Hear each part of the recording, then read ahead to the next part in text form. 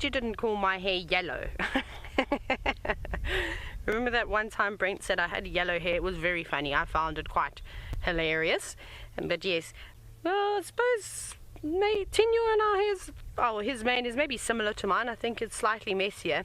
He doesn't put a brush through it, of course, although sometimes I can't even get a brush through my hair. It gets like a bird's nest.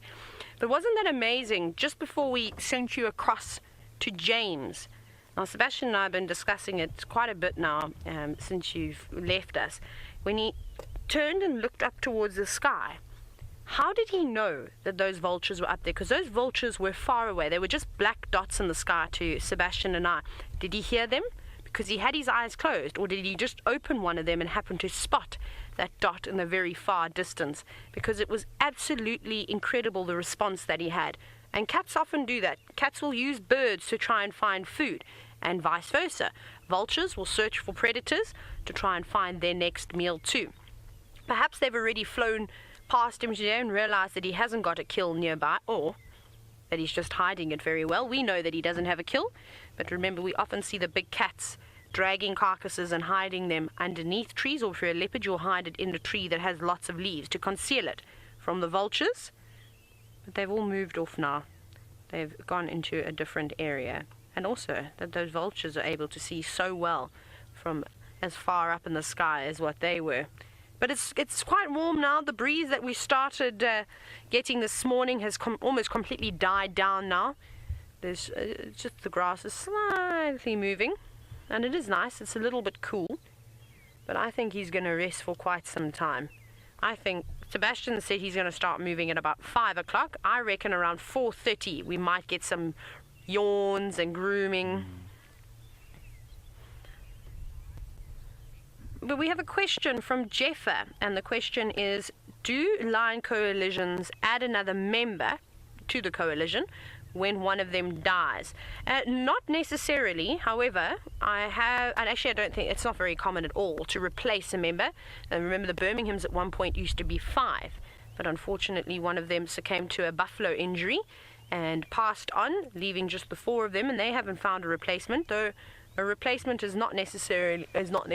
He's looking at the vultures again, but again, you won't be able to see them. They're straight above the camera, which is virtually impossible to get. But what I have seen, which is quite interesting, and I've told the story before, when I was guiding down in the southern sector of the Sands, there were 2 old male lions that were, I suppose, in their retirement years, just as Mvula is in. They weren't really marking territories anymore. They'd occasionally roar, but they weren't interested in finding some females. They were well past that. They couldn't compete with the younger males in the area. And what they ended up doing, these 2 males, they aren't related at all, joined up, which I thought was quite interesting. And at a late age, I mean, the one was about 12 and the other male must have been about 10 years old. And within a couple of months, we started to see them hanging around together. Then they were inseparable. So how amazing is that? That 2 males from completely different walks of life, sort of their paths joined, and they decided, well, we're getting old now. We're not interested in the ladies. It's easier to hunt if there's 2 of us. Why don't we just join up? And that's exactly what they did. They eventually disappeared. And I think they went into Kruger, around the Paul Kruger Gate, and I haven't heard of them or seen any pictures of them since. So perhaps they passed on. They were quite old though too, like I said, but 10 and 12. That's sort of the end of the life expectancy of a male lion. But as this boy sits here and pants away, he's not just panting. We're unfortunately sitting downwind of him too, so you can imagine the smells that arise every now and then. It's I don't know if it's actually the lion or if Sebastian's just blaming Tinyo. If it would be me, then please take me to the hospital. Or is it me? Yeah, exactly. Seb says if it was him, he needs to be rushed to the emergency room. Yeah, it smells like your intestines are rotting.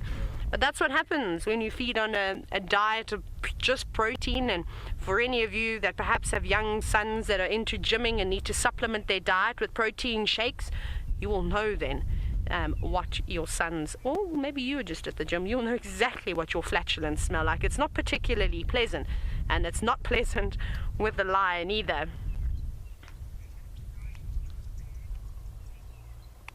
Now, an interesting question, and hopefully Tinyo will open his mouth for this one. It's from Martin, all the way in Texas. And it is, do lions get food stuck in their teeth? I'm sure. Oh my goodness, he stinks. That was a bad one, hey Seb? Yes. Sure. My goodness, I'm going to have to get a mask on or something, or at least maybe hold a nice smelling flower to my nose while we sit here. Sorry, Martin. We will of course not have to worry about that. Maybe we'll reposition at some point. And so sorry, Martin. And so I'm sure they do. They've obviously got teeth that specialize in cutting the flesh, and then they're sort of able to tear it and swallow it. So I'm sure to an extent they get all types of things stuck in their teeth, but I don't think it bothers them as much as it bothers us as humans. I mean, that's the first, we always put toothpicks out of the table before you go to bed at night. You floss your teeth well. You should be flossing your teeth. If there are any children watching, must remember to floss your teeth, otherwise the tooth fairy or the tooth mouse won't come and visit you. And just yes, digressed severely there. But yes,